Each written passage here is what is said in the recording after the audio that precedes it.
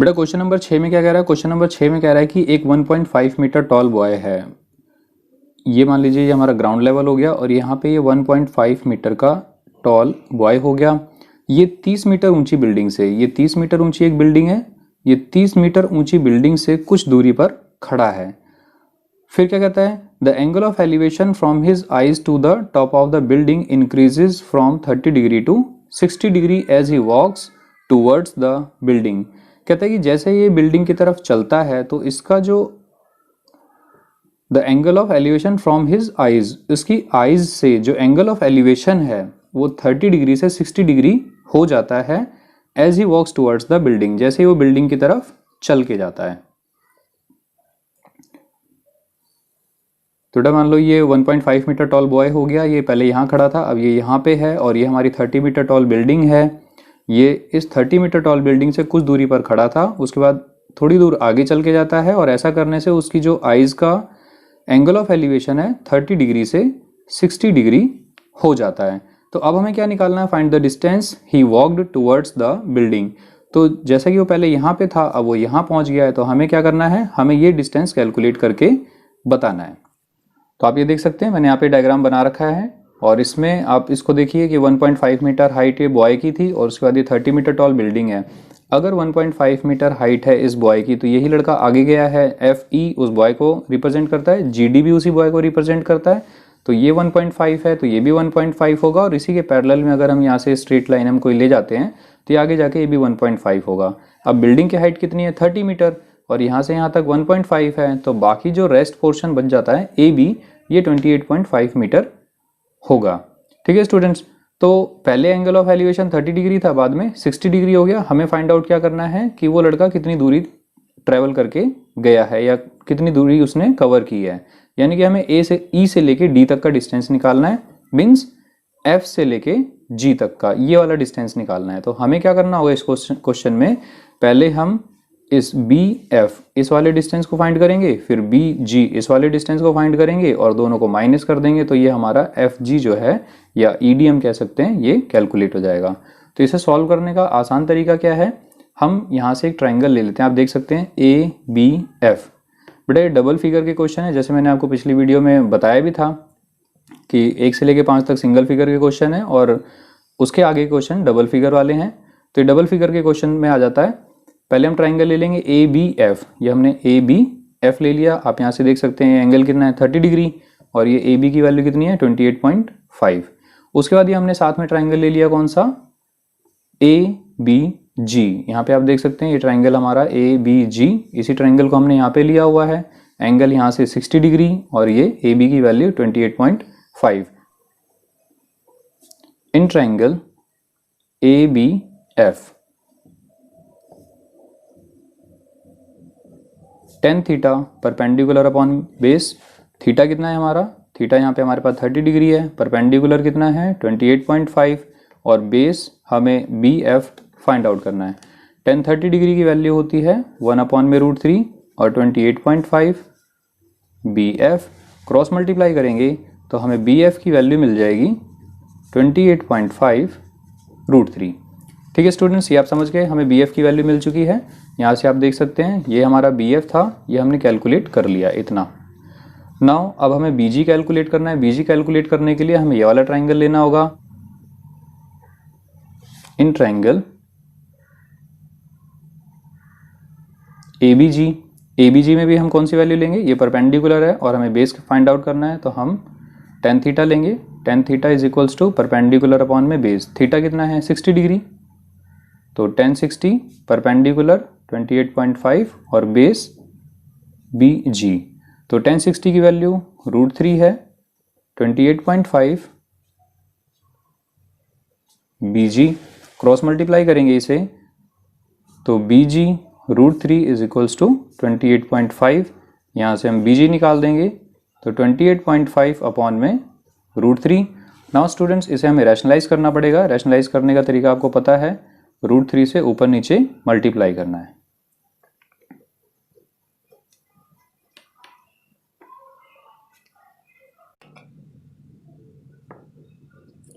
28.5 इसको √3 से मल्टीप्लाई कर लेंगे तो ये हमारे पास आ जाएगा 28.5 √3 एंड डिवाइडेड बाय 3।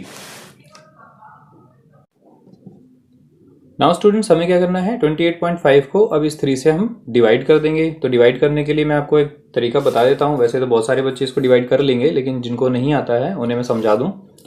28.5 इसको जब हम 3 से डिवाइड करेंगे, देखो कैसे करना है। 3 9 27 और 8 में 7 माइनस कर देंगे 1 आ जाएगा, और पॉइंट के बाद है ये 5। तो पॉइंट के बाद का नंबर हम तभी उतारेंगे जब पॉइंट लगा देंगे। तो पॉइंट लगाने के बाद हमने इस 5 को उतार लिया, और 3 5 ये हो गया 15। तो इसका आंसर कितना आ गया, 9.5। तो अब हम यहाँ पे क्या कर सकते हैं, 28.5 को जब हमने 3 से डिवाइड किया तो रिजल्ट आया 9.5। तो यहाँ पे हम लिखेंगे 9.5 √3। तो स्टूडेंट्स ये वैल्यू किसकी थी, ये वैल्यू है BG की। आप देख सकते हैं ये हमने BG फाइंड आउट कर लिया।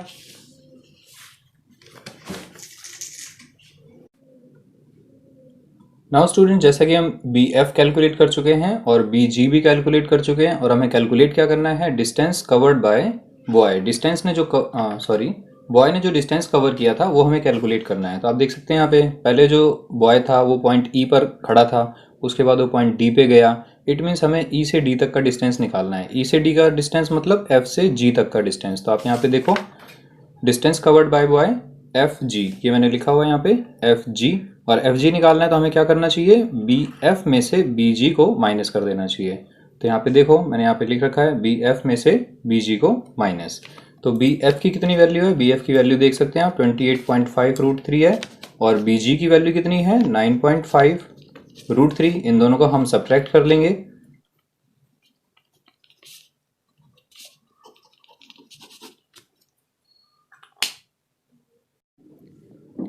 बेटा 7th क्वेश्चन में क्या कह रहा है, from a point on the ground the angle of elevation of the bottom and the top of A transmission tower. कह रहा है from a point on the ground, जमीन पर कोई पॉइंट है, ये हमारा ग्राउंड लेवल पर कोई पॉइंट हो गया।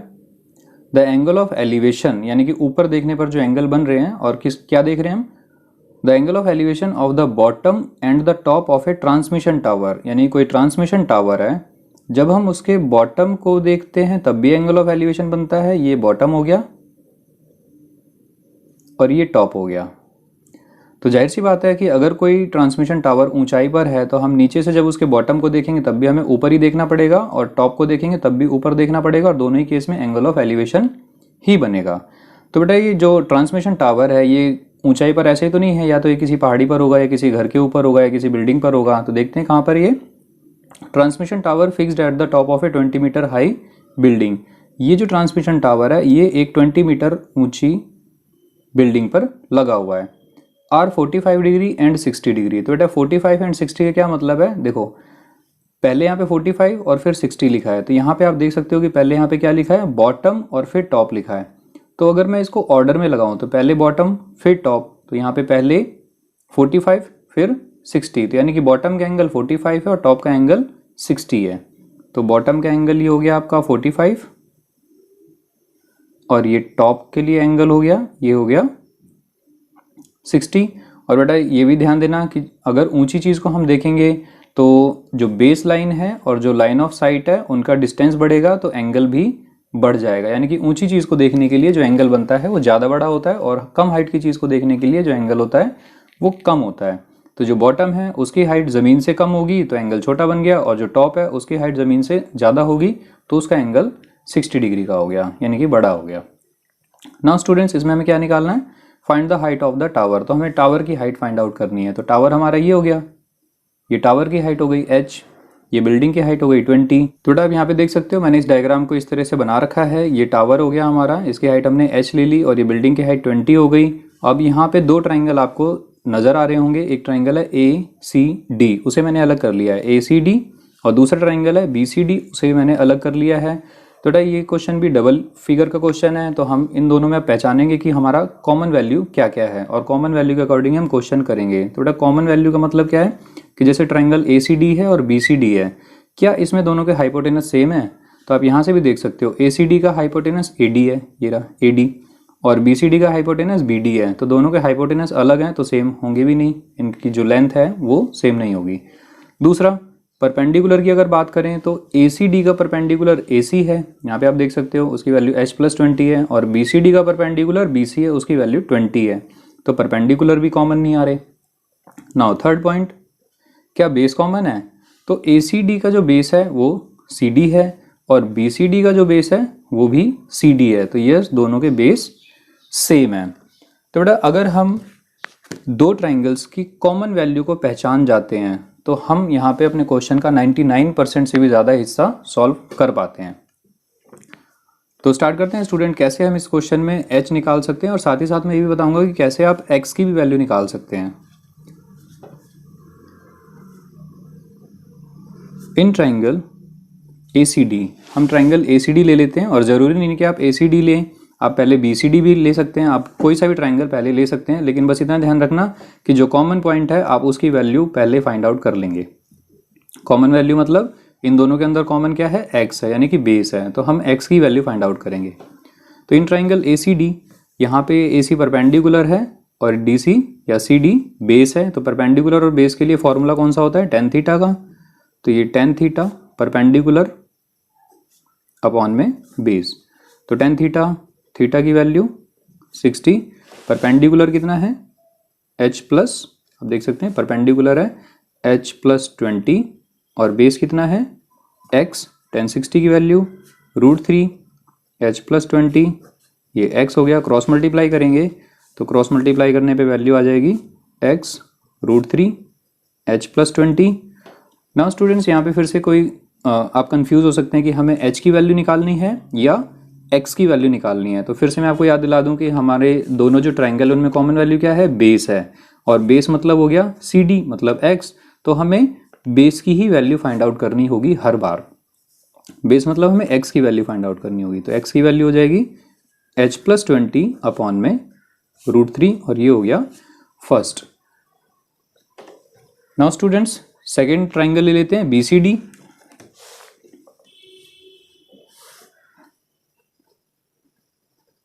In triangle BCD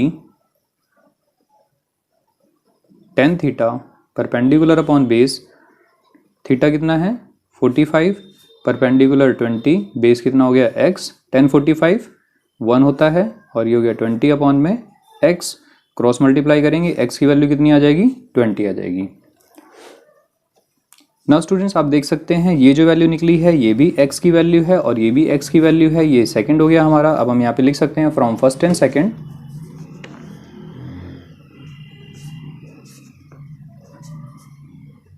h plus 20 upon में √3 is equals to 20, cross multiply करेंगे तो h is equals to h plus 20 is equals to 20√3 और h की वैल्यू कितनी हो जाएगी?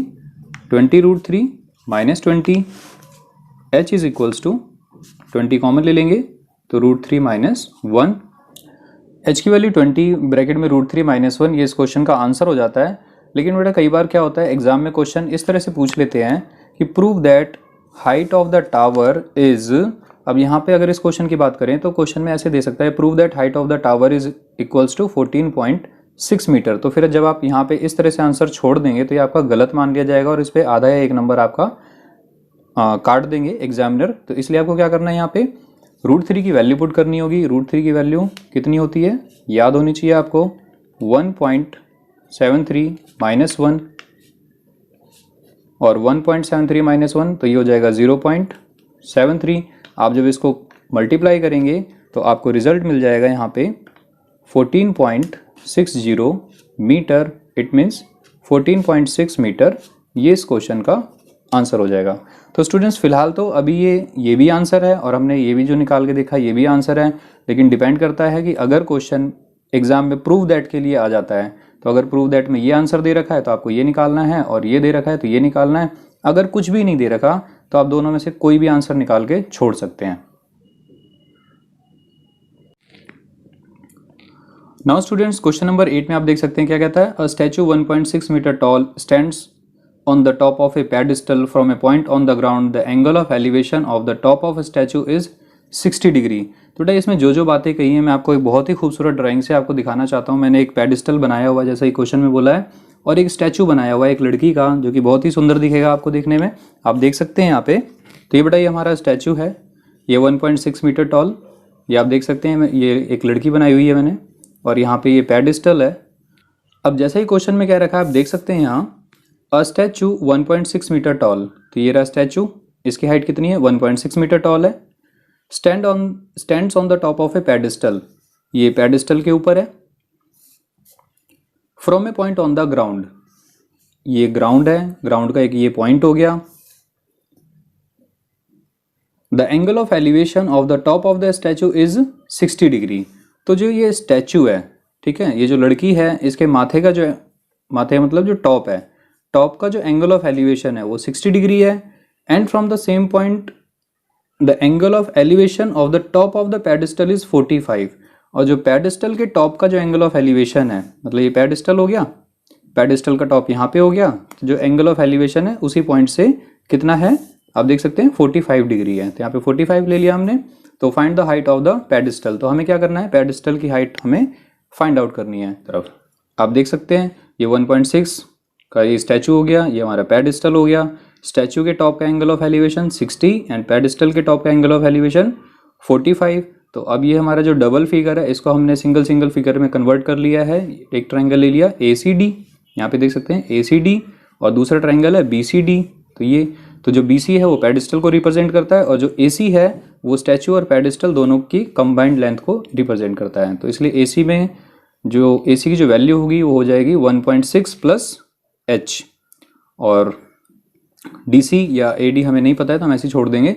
नाउ स्टूडेंट्स, अब हमें यहाँ पे क्या करना है, अब हमें देखना है कि इन दोनों ट्राइंगल्स में कॉमन वैल्यू क्या है। मैं आपसे फिर से पूछता हूँ कि क्या दोनों के हाइपोटेनस सेम है, तो नहीं। क्या दोनों के परपेंडिकुलर सेम है, तो नहीं। क्या दोनों के बेस सेम है, तो यस एग्जैक्टली बेस सेम है। तो अब हम क्या करेंगे, दोनों ट्राइंगल्स को सॉल्व करेंगे और इसमें बेस की वैल्यू फाइंड आउट करेंगे।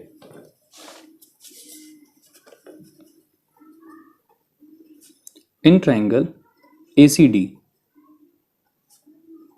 tan theta perpendicular upon base, theta कितना है 60 डिग्री, परपेंडिकुलर है 1.6 प्लस H, और जो बेस है उसको आप x ले सकते हैं, यहाँ पे मैंने x ले लिया। tan 60 की value students √3 1.6 plus H upon में x, क्रॉस मल्टीप्लाई करेंगे तो ये हो जाएगा √3x is equals to 1.6 plus H। Now students, यहाँ पे अब फिर से वही कंफ्यूजन आती है कि हम H की वैल्यू निकालें या X की वैल्यू निकालें। तो आप देख सकते हैं यहाँ पे दोनों ट्राइंगल में क्या चीज़ कॉमन है, बेस कॉमन है, तो हमें बेस ही निकालना है, और बेस हमने क्या लिया हुआ है, X लिया हुआ है। तो हम X की वैल्यू फाइंड आउट करेंगे, ना कि H की वैल्यू। तो X की वैल्यू हो जाएगी 1.6 प्लस H अपॉन में √3, ये हो गया हमारा फर्स्ट, पहले डायग्राम का काम कंप्लीट हो गया। अब दूसरे डायग्राम से क्या मिल सकता है हमें, वो भी देख लेते हैं। In triangle BCD tan theta perpendicular upon base, theta कितना है 45, परपेंडिकुलर H और बेस X, तो tan 45 1 हो जाएगा, यह आ जाएगा H अपॉन में X, क्रॉस मल्टीप्लाई करेंगे तो X की वैल्यू हो जाएगी H, ये हो गया हमारा सेकंड। तो फ्रॉम फर्स्ट एंड सेकंड आप देख सकते हैं ये भी X की वैल्यू है और ये भी X की वैल्यू है, हम दोनों को आमने सामने रख देंगे, इक्वल रख देंगे। From first and second 1.6 plus H upon में √3 is equals to H। Now students, इसमें क्रॉस मल्टीप्लाई करेंगे, क्रॉस मल्टीप्लाई करने के बाद 1.6 plus H is equals to √3H। इस पूरी वैल्यू को इस साइड ले आते हैं, इस पूरी वैल्यू को इस साइड ले जाते हैं। ध्यान देना स्टूडेंट, यहाँ पे आप साइन मत चेंज करना कि ये इधर आया तो माइनस हो गया और ये इधर आके माइनस, इसका ये इधर आएगा तो ये माइनस हो जाएगा और ये इधर जाएगा तो ये माइनस हो जाएगा, दोनों के माइनस कैंसिल होके मतलब कोई फर्क नहीं पड़ेगा। अब H इस साइड आएगा तो √3H minus H 1.6, H common निकाल लेंगे तो √3 माइनस 1 1.6, H की वैल्यू कितनी हो जाएगी 1.6 अपॉन में √3 minus 1, H is equals to 1.6 upon में √3 माइनस 1। अब इसका रैशनलाइज करना पड़ेगा हमें, जो कि हो जाएगा √3 प्लस 1 अपॉन में √3 प्लस 1। तो 1.6 √3 प्लस 1 से ऐसे मल्टीप्लाई होगा और ये a minus B a plus B, तो ये हो जाएगा a square minus B square. तो 1.6 √3 प्लस 1 और √3 का स्क्वायर 3 हो जाएगा, 1 का स्क्वायर 1 तो वैल्यू आएगी 1.6 √3 + 1 अपॉन में 2। नाउ स्टूडेंट्स इसे हम सॉल्व कर लेंगे, इसका डेसिमल हटा देंगे तो नीचे कितना आ जाएगा 10 आ जाएगा, ऊपर हो गया 16 √3 + 1 अपॉन में 2 × 10। 2 से इसको कैंसिल आउट कर देंगे तो ये 8 हो जाएगा और 8 √3 + 1 अपॉन में 10। अगर 8 के नीचे 10 हम देखें तो एक 0 इसमें, 10 में एक 0 होता है, तो एक 0 के नाम का इस पे एक डेसिमल लग जाएगा, तो वैल्यू कितनी आ जाएगी 0.8 √3 + 1। नाउ स्टूडेंट्स वैसे तो इस क्वेश्चन का आंसर हो जाता है, लेकिन फिर से वही वाली बात कि अगर एग्जाम में हमसे ये पूछ लेता है कि prove that the value of h is equals to this, मतलब ऐसा आंसर जिसमें रूट ना हो, अगर वो हमसे ऐसा आंसर चाहता है तो हमें क्या करना होगा, हमें √3 की वैल्यू पुट करनी पड़ेगी। तो आप देख सकते हैं यहाँ पे √3 की वैल्यू पुट करने पर क्या होगा 0.8 1.73 -1 0.8। ये स्टूडेंट्स √3 की वैल्यू हो गई, सॉरी यहाँ पे +1 लगेगा, रूट की वैल्यू हो गई, √3 की वैल्यू 1.73 और +1 तो ये हो जाएगा 2.73। अब आपको क्या करना है 2.73 को 0.8 से मल्टीप्लाई करना है। आप ये इग्नोर कर दें कि यहाँ पे डेसिमल है, तो इसको सोच लें कि यहाँ पे डेसिमल नहीं है। तो 273 को 8 से हमें मल्टीप्लाई करना है, कितना आ जाएगा 8 3 = 24 का 4 कैरी 2 7 8 = 56 एंड 2 58 कैरी 5 8 2 = 16 एंड 5 21। तो आप देख सकते हैं यहाँ पे डेसिमल के पीछे कितने नंबर हैं, कितनी डिजिट्स हैं, एक यहाँ पे है और यहाँ पे डेसिमल के पीछे 2 डिजिट्स हैं। तो टोटल कितना होना चाहिए प्रोडक्ट में, डेसिमल के पीछे 3 डिजिट होनी चाहिए। तो हमारा डेसिमल कहाँ पे लग जाएगा, हमारा डेसिमल 2.184 इस जगह पर लग जाएगा। तो हमें क्या करना होगा इसमें 0.8 1.73 + 1 0.8 2.73 और इसको जब हम मल्टीप्लाई कर देंगे तो हमारा जो फाइनल आंसर है वैल्यू ऑफ h कितना निकल के आ जाएगा 2.184 मीटर। ये हमारा फाइनल आंसर हो जाता है, यानी कि height of the pedestal is 2.184 metre.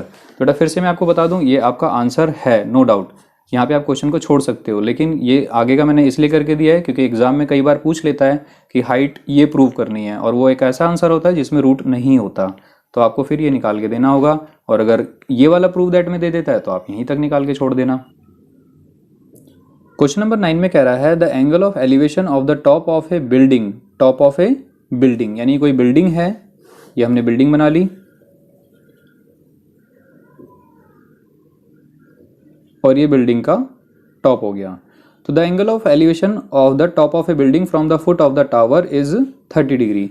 कोई टावर होगा, अब टावर की हाइट हमें नहीं पता कम है कि ज़्यादा है, तो हम अभी रैंडम एक ऐसी लाइन ड्रॉ कर लेते हैं। ये हमारा टावर हो गया, टावर के फुट से बिल्डिंग के जो टॉप का एंगल ऑफ एलिवेशन है वो 30 डिग्री है। अब बेटा मैं आपको पहले से बता देता हूँ कि अगर टावर की हाइट बिल्डिंग की हाइट के बराबर होगी तो अगर हम यहाँ से भी एंगल बनाएंगे तो 30 डिग्री ही बनेगा। अगर इसकी हाइट कम हुई, टावर की हाइट थोड़ी सी रिड्यूस हुई, तो ये एंगल लाइन ऑफ साइट जो है वो और यहाँ से ऐसे जाएगी नज़दीक से, मतलब ये बेस लाइन है, बेस लाइन के नज़दीक जाएगी, तो आप देख सकते हैं यहाँ पे एंगल कम बनेगा। तो ये एंगल ही बता देगा कि टावर की हाइट ज़्यादा होगी या कम होगी। तो देखते हैं, and the angle of elevation of the top of the tower from the foot of the building, angle of elevation top of the tower का, यानी कि टावर के टॉप का एंगल ऑफ एलिवेशन कहाँ से, from the foot of the building is 60, यानी कि angle ज़्यादा है। तो एंगल अगर ज़्यादा है तो इट मीन्स जो टावर है इसकी हाइट भी ज़्यादा है, किसके कंपैरिजन में, बिल्डिंग के कंपैरिजन में। तो यहाँ पे एंगल कितना हो गया 60 degree. If the tower is 50 metre high, tower की हाइट कितनी दे रखी है 50 मीटर, तो find the height of the building, तो हमें बिल्डिंग की हाइट फाइंड आउट करनी है। नाउ स्टूडेंट्स आप देख सकते हैं उसी डायग्राम को मैंने अलग पर्ची पर बना रखा है ताकि इसको क्वेश्चन सॉल्व करने में आसानी हो और टाइम भी कम लगे। तो ये हमारा मेन डायग्राम हो गया। मेन डायग्राम में से मैंने दोनों ट्राइंगल्स अलग कर लिए हैं, एक तो ABC ये हमने अलग कर लिया और दूसरा DCB या BCD ये भी हमने अलग कर लिया। तो इसमें AB जो है वो टावर है और जो DC है वो बिल्डिंग है, और आपने क्वेश्चन के अंदर पढ़ा ही है, मैंने समझा दिया है कि जो बिल्डिंग के बेस से टावर के फुट ऑफ द बिल्डिंग से टावर के टॉप का एंगल कितना है 60 and foot of the tower से बिल्डिंग के टॉप का एंगल कितना है 30, और टावर की हाइट 50 दे रखी है और हमसे बिल्डिंग की हाइट पूछी हुई है। तो सेम क्वेश्चन स्टूडेंट्स आप इन दोनों डायग्राम्स में देख सकते हैं कौन सी चीज़ कॉमन है। क्या हाइपोटेनस कॉमन है? तो नहीं, हाइपोटेनस तो इसका तो हाइपोटेनस बड़ा है, इसका हाइपोटेनस छोटा है, तो हाइपोटेनस तो कॉमन नहीं है। क्या परपेंडिकुलर सेम है? तो परपेंडिकुलर अगर सेम होते तो क्वेश्चन ही नहीं बनता, क्योंकि परपेंडिकुलर ये 50 हो गया, अगर ये भी 50 है तो बात ही खत्म। लेकिन ये आप देखकर भी बता सकते हैं कि कुछ कम है, तो परपेंडिकुलर भी सेम नहीं है। बेस की बात करें तो ABC का जो बेस है वो BC है, ये रहा, और DCB का जो बेस है वो भी BC है, यानी कि यस बेस सेम है। तो हमें क्या करना है, एक बार इस क्वेश्चन को लेना है, इस ट्राइंगल को लेना है, एक बार इस ट्राइंगल को लेना है, और हमारा आंसर आ जाएगा। नाउ स्टूडेंट्स फिर से बता देता हूं आपको कि पहले कौन सा ट्राइंगल लेना है, इसमें कोई प्रॉब्लम नहीं है, बस आपको ये ध्यान रखना है कॉमन वैल्यू क्या है। तो हम पहले ट्राइंगल ले लेते हैं, triangle ABC। In triangle ABC tan 60 perpendicular upon base, tan 60 √3 होता है, परपेंडिकुलर कितना है 50, और बेस x की वैल्यू कितनी है, सॉरी बेस की वैल्यू है x, तो क्रॉस मल्टीप्लाई करेंगे तो x √3 50, तो x की वैल्यू आ जाएगी 50 अपॉन में √3। यहाँ से हमें x मिल गया, यानी कि बेस हमने फाइंड आउट कर लिया। नाउ स्टूडेंट्स देखते हैं दूसरे ट्राइंगल से हमें क्या मिल सकता है। In triangle DCB tan theta perpendicular upon base, theta कितना दे रखा है 30 डिग्री, परपेंडिकुलर यही तो हमें निकालना है height of the building DC, और बेस कितना है BC मीन्स x, तो tan 30 कितना होगा 1 अपॉन में √3 DC x, क्रॉस मल्टीप्लाई करेंगे तो x की वैल्यू कितनी हो जाएगी DC √3। अब हम यहाँ पे कह सकते हैं कि फ्रॉम फर्स्ट एंड सेकेंड ये भी x की वैल्यू है और ये भी x की वैल्यू है, तो दोनों का हम आमने सामने रख देते हैं। 50 upon √3 is equals to DC √3, cross multiply करेंगे तो DC √3 multiply by √3 is equals to 50, तो DC मल्टीप्लाई बाय 3 50, क्योंकि √3 से √3 मल्टीप्लाई होगा तो 3 आएगा, तो DC की वैल्यू कितनी हो जाएगी 50 अपॉन में 3। तो इसको हम डिवाइड करके 3 1 जा 3, 2 0, 3 6 जा 18, 2, आपको पता होगा कि यहाँ पे कोशेंट लिखते हैं, फिर रिमाइंडर अपॉन में डिवाइजर लिखते हैं, तो कोशेंट कितना हुआ हमारे पास 16, रिमाइंडर कितना है 2 और डिवाइजर कितना है 3, तो DC यानी कि height of the building is 16 2/3 metre. ये इस क्वेश्चन का आंसर हो गया। बेटा हमारे सामने जो 10th क्वेश्चन है उसमें क्या कह रहा है, मैं आपको डायग्राम से पहले समझा देता हूँ, उसके बाद क्वेश्चन पढ़ के समझा दूंगा कि एक 80 मीटर चौड़ी सड़क है, ये हमारी 80 मीटर चौड़ी सड़क हो गई, और इसके अपोजिट साइड में 2 पोल लगे हुए हैं जिनकी हाइट इक्वल है, और ये कहता है कि इस सड़क पर किसी पॉइंट से एक पोल के टॉप का जो एंगल ऑफ एलिवेशन है वो तो 30 डिग्री है, और दूसरे पोल का जो एंगल ऑफ एलिवेशन है वो 60 डिग्री है। इतनी इंफॉर्मेशन देने के बाद हमसे ये कहता है find the height of the poles, तो पोल की हमें हाइट फाइंड आउट करनी है। आप देख सकते हैं 2 poles of equal height are standing opposite each other, ये 2 पोल हो गए इक्वल हाइट के हैं, ये एक दूसरे के अपोजिट खड़े हैं on either side of the road, road के अपोजिट साइड में, विच इज 80 मीटर वाइड, जो कि 80 मीटर चौड़ी है, तो 80 मीटर चौड़ी मीन्स ये सड़क 80 मीटर चौड़ी है। From a point between them, उन दोनों पोल्स के बीच में, from a point between them, बीच में का मतलब ये मत समझ लेना कि बिल्कुल बीच में, मिड पॉइंट नहीं बताया हुआ, from a point random point है, मिड पॉइंट नहीं है, तो इसलिए वो आपको रैंडमली कहीं भी एक किसी पोल के नज़दीक में लेनी चाहिए, मतलब उस पॉइंट को लेना चाहिए। From a point between them on the road the angle of elevation of the top of the poles are 60 degree and 30 degree respectively, तो उनके जो पोल्स के जो एंगल ऑफ एलिवेशन है 30 डिग्री और 60 डिग्री दे रखे हैं। तो बेटा इससे फ़र्क नहीं पड़ता कि आप यहाँ पे 60 ले लो या यहाँ पे 30 ले लो, या जैसे मैंने ले रखा है वैसे ले लो, आंसर आपका निकल जाएगा। लेकिन एक लॉजिकल बात मैं बता देता हूँ कि जैसे जैसे बेस की वैल्यू छोटी होगी वैसे वैसे एंगल की वैल्यू बढ़ती चली जाएगी, क्योंकि मैं यहाँ से प्रैक्टिकल एक एग्जाम्पल आप समझ लो कि जैसे ये कोई एक बिल्डिंग है, आप यहाँ खड़े होके इसके टॉप को इजीली देख लोगे, आपको ज़्यादा सर उठाने की ज़रूरत नहीं पड़ेगी क्योंकि ये बहुत ऊंची बिल्डिंग है। लेकिन जैसे जैसे आप इसके नज़दीक आओगे तो आपको इसके टॉप को देखने के लिए ज़्यादा सर उठाना पड़ेगा। अगर यहाँ पे आपका एंगल 45 बन रहा है तो जैसे जैसे आप इसके नज़दीक आओगे तो आपका ये एंगल बढ़ता चला जाएगा और बिल्कुल क्लोज आ जाओगे तो ये अप्रॉक्स टू, जैसे यहाँ पे 90 है तो ये अप्रॉक्स टू 90 पहुँच जाएगा। तो उम्मीद है आप लोग इस बात को समझ गए होंगे। नाउ स्टूडेंट्स, क्वेश्चन में जो इन्फॉर्मेशन हमें दे रखी है उसके लिए मैंने एक डायग्राम पहले से बना रखा है और ये आपके सामने है। आप देख सकते हैं AB ये पोल हो गया और CD ये भी एक पोल है और ये BC हमारी 80 मीटर चौड़ी सड़क है और इस सड़क के ऊपर कोई पॉइंट है जिससे पोल्स के एंगल्स, जो टॉप का एंगल ऑफ एलिवेशन है वो एक साइड 30 है और एक साइड 60 है। तो हमें क्या करना है, इस क्वेश्चन में हमसे पूछा गया है find the height of the poles and distance of the point from the poles. मतलब ये जो पॉइंट यहाँ पर है ये इस पोल से कितनी दूरी पर है और इस पोल से कितनी दूरी पर है। तो स्टार्ट करते हैं स्टूडेंट्स। लेकिन आप यहाँ पे देख सकते हैं कि ये डबल फिगर का तो क्वेश्चन है लेकिन दोनों के ट्राइंगल्स अलग अलग बने हुए हैं। और फिर से आपको एक बात ध्यान देनी है कि आप मुझे बताएंगे यहाँ पे कि क्या इन दोनों के हाइपोटेनस सेम है, तो नहीं।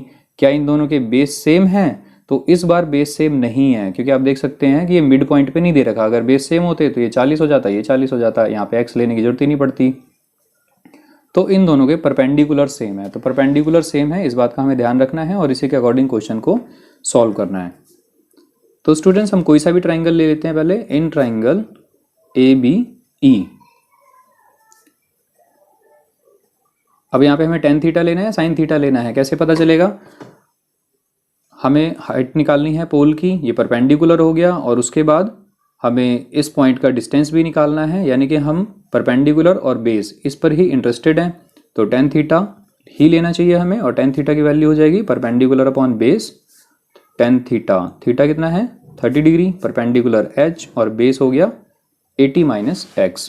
tan 30 की वैल्यू 1/√3 h 80 माइनस x। अगर हम क्रॉस मल्टीप्लाई करते हैं तो √3h 80 minus x. Now students यहाँ पे हम x की वैल्यू निकालें या h की वैल्यू निकालें, किसकी वैल्यू निकालें। तो आपको पता है कि परपेंडिकुलर यहाँ पे कॉमन पॉइंट है, तो परपेंडिकुलर कौन सा है, h है, तो हमें h की वैल्यू निकालनी है। तो h कितना हो जाएगा 80 माइनस एक्स अपॉन में √3, ये हो गया हमारा फर्स्ट। तो पहले ट्राइंगल से हमें जो मिल सकता था मिल गया। अब हम सेकेंड ट्राइंगल से देखते हैं क्या निकाल सकते हैं।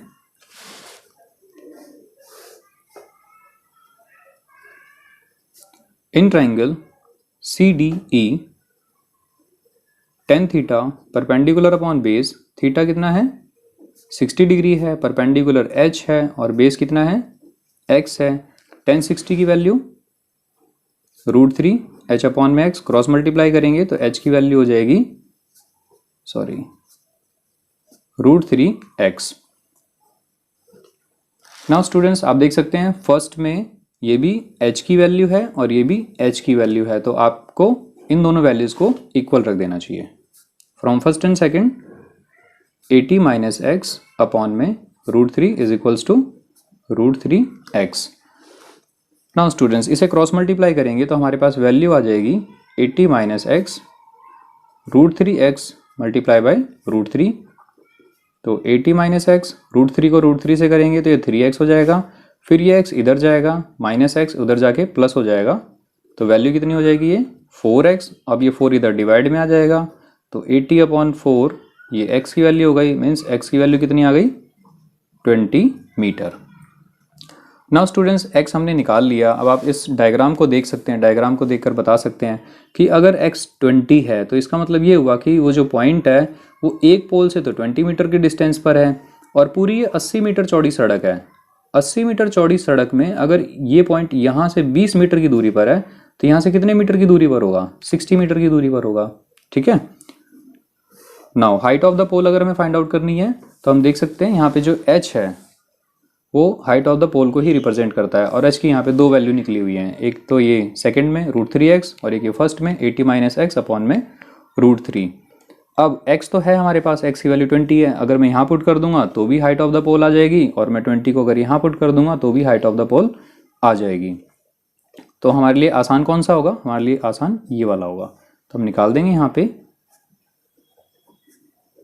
Height of pole is equals to √3x और x की वैल्यू कितनी है 20, यानी कि 20 √3 हाइट ऑफ द पोल हो गई एंड डिस्टेंस